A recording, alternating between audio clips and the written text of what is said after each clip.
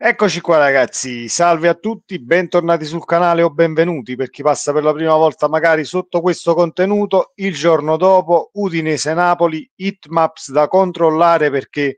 c'è una grande verità nel muoversi insieme, nel coprire gli spazi e ovviamente nell'attaccare la squadra avversaria nel giusto modo, ma non è una legge solo per il Napoli, è il calcio in generale. Se c'è armonia tra i reparti, molte volte le partite e le ciambelle, ecco, riescono col buco. Fatemi sapere la vostra qui sotto nei commenti, mi raccomando, iscrivetevi al canale se passate per la prima volta, attivando la campanellina delle notifiche così si resta aggiornati ogni qualvolta esce un nuovo video. E prima di passare a numeri e analisi del match, volevo ovviamente condividere una considerazione con voi. 0 e dallo 0 a 10 di Arturo Minervini ci prendiamo solo lo 0 perché è una cosa che non deve passare assolutamente inosservata e dobbiamo comunque rimarcarla nel caso dovesse succedere anche nelle settimane successive. Mi auguro che diciamo si fermi questo trend. Comunque 0 a questa ricerca esasperata della favola da raccontare, quasi fosse una necessità per smacchiare il nostro calcio dai propri errori, dai mostri che l'hanno ridotto a carta straccia. L'Atalanta è una realtà incredibile, ha segnato un decennio sportivo e merita già un posto nella storia del nostro pallone. Si avverte nell'aria però una narrazione tossica, un bisogno di identificare la Dea come la panacea di questa Serie A. Pare che debbano vincerla per purificarla. Il rigore non assegnato al Cagliari, che segue una serie di episodi ancora più scandalosi, è inquietante. Aperta e chiusa parentesi. Non può, non può passare sotto traccia una situazione del genere perché ovviamente è da inizio campionato che c'è questo trend. La Serie A è un campionato a punti e alla fine chi arriva un punto sopra lo vince e il secondo rimane con tanto di naso. Quindi se poi alla fine di tutto si arriva comunque con questa classifica molto ma molto corta, questi episodi avranno fatto la differenza. Auguriamoci di no e passiamo al nostro Napoli. Perché dicevo le hitmaps e ovviamente la compattezza nel calcio in generale riesce molte volte a far uscire le ciambelle con il buco. Partiamo da, diciamo, il centrocampo del Napoli. Eccolo qui. È molto semplice capire da colori, ovviamente, dal rosso al giallo, che è stato coperto tutto il centrocampo. McTominay lo vedete a sinistra, ma più arretrato. Anghissà che agisce tra il centro e il centrodestra, ma nella parte più avanzata, e Lobotka che prende le chiavi praticamente del centrocampo, le fa sue e fa da metronomo come ha fatto sempre da quando è a Napoli, ovviamente non da quando è a Napoli, ma da quando qualcuno ci ha puntato, ecco, e l'ha schierato al centro della mediana. Al di là di questa hitmap per il centrocampo, ce n'è un'altra che rappresenta l'attacco. Neres fa sua tutta la fascia sinistra, Politano idem dall'altra parte a destra e Lukaku, anche se i pallini sono gialli, però diciamo che il raggio d'azione è molto più al centro che su quella destra dove riceveva palloni non molto tempo fa, spalle alla porta e non aveva nemmeno lo scarico verso il centro. Quindi due linee, attacco e mediana,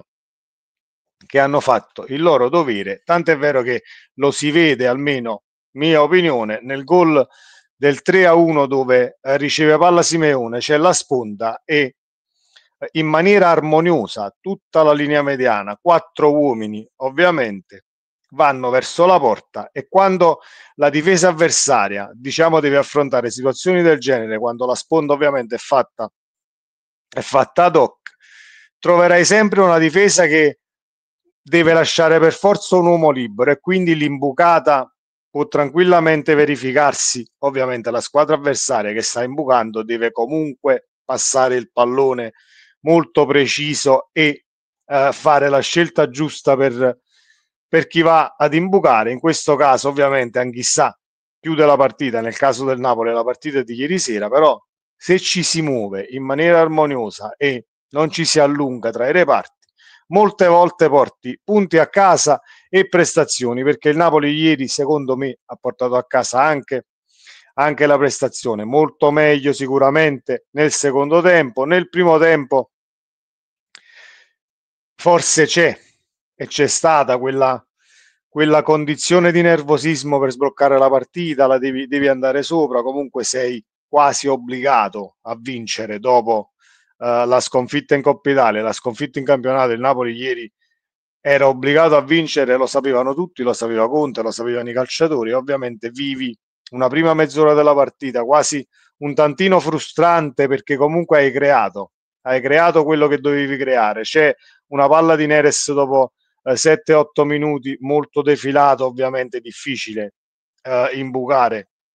e centrare la porta perché era veramente molto defilato. Poi c'è una serpentina con un sinistro che finisce al lato, c'è il tiro di Anghissà e poi arriva l'episodio che poteva tagliarti le gambe, perché comunque il rigore è rigore, quello là delle 18:30 circa, come era rigore verso le 15:30, le 16 che ora era in Cagliari e Atalanta, quindi poteva tranquillamente tagliarti le gambe, ma il Napoli è stato bravo poi ad entrare nella ripresa. Vuoi un colloquio con l'allenatore, riordinate le idee, diciamo, tra il primo e il secondo tempo, si presenta un Napoli molto più compatto tra i reparti, un po' più avanti, ovviamente giocando con i reparti in poco più di 40 metri, perché comunque tra linea di difesa, centrocampo e attacco, diciamo che non c'erano spazi per far sì che l'Udinese poi potesse essere pericolosa. Abbiamo sofferto anche molto, ma molto poco, quindi partita che a me è piaciuta, ne abbiamo parlato ovviamente anche ieri sera in live, e il calcio di Conte è questo, è il terzo gol. È il terzo gol per come parte l'azione, è il terzo gol per come finisce l'azione ed è il terzo gol per come tutti in maniera armoniosa devono accompagnare, diciamo, in quella situazione la palla dopo che è stata fatta la sponda. Quindi servire l'attaccante, spalle alla porta, sì, ma solo in determinate circostanze, perché poi anche il primo gol è conteano, ma lì devi avere comunque quel centrocampista che la vede quella situazione, la rischia quella situazione, lo rischia quel passaggio, in quel caso ovviamente McTominay, perché puoi trovare anche diciamo centrocampisti che preferiscono comodamente appoggiare al compagno vicino senza rischiare poi un passaggio in verticale dove puoi perdere il pallone, così come puoi andare in porta. Passaggio millimetrico, era anche un tantino lento. Io ho rivisto l'azione perché poi diciamo che mentre stai vedendo la partita, la foca, segui Lukaku che sta andando in porta, il pallone rallenta quasi un tantino prima di arrivare a Lukaku, e Lukaku invece è molto bravo a mettersi davanti all'avversario per poi andare in porta, non lo sposti più. Una volta che ti è davanti, o gli fai fallo, lo atterri e lì ti becchi ovviamente in quella situazione un cartellino rosso perché eri ultimo uomo, oppure lo lasci andare e raccogli il pallone dal sacco. Poi diciamo, a parte la situazione tattica, le heat maps e le linee che si sono mosse molto ma molto bene, c'è un calciatore che ha spaccato praticamente tutto, quindi David Neres lancia assolutamente dopo ieri non una frecciatina, ma un avvertimento al mister per quanto riguarda poi il futuro Napoli quando rientrerà a Quara, e mi auguro di vedere tanta qualità in campo, perché chi ha la qualità e può schierarla non deve assolutamente farsi il problema. Quindi possiamo far rifiatare, secondo me, quel Politano sulla fascia destra un tantino, mettere Neres a destra a piede incrociato, lasciare Quara a sinistra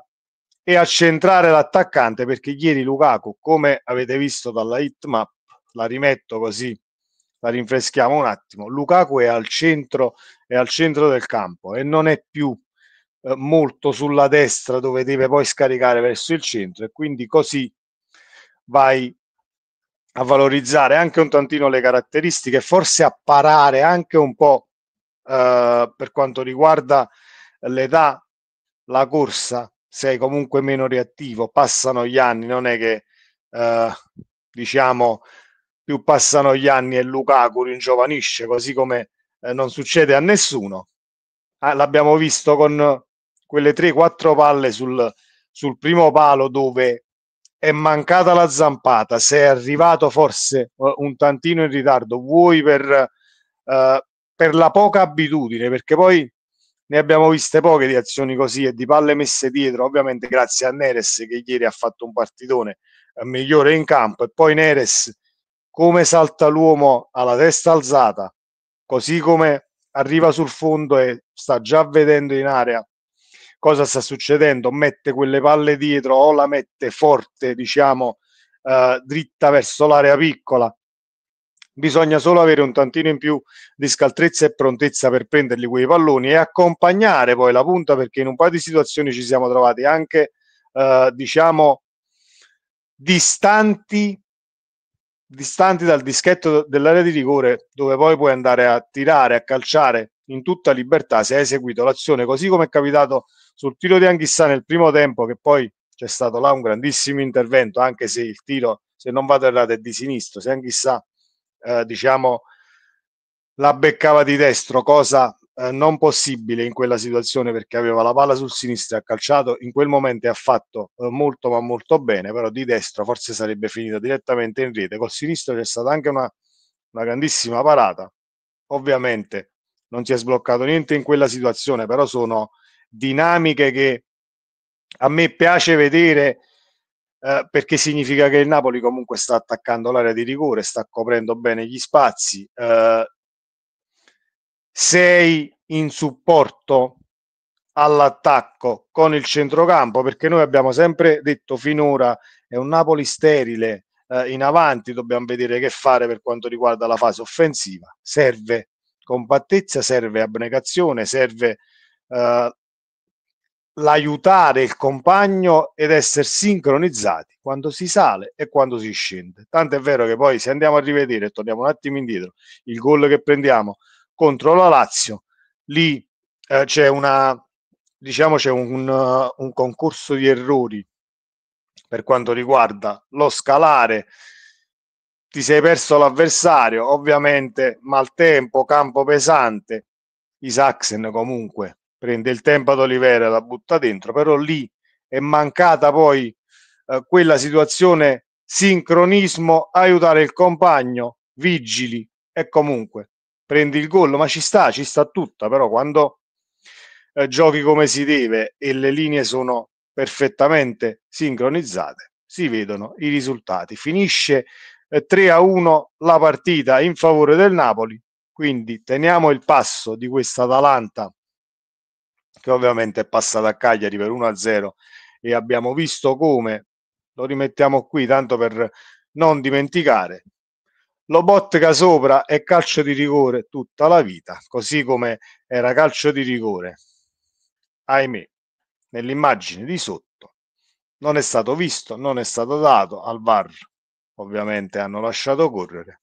Noi ne prendiamo atto e sappiamo benissimo come funzionano queste cose, perché ci abbiamo fatto il callo negli anni. Cari ragazzi, buona domenica, sempre Forza Napoli, una buona continuazione di Serie A, perché comunque continua la giornata di pallone, e ci vediamo nel prossimo contenuto. Ciao.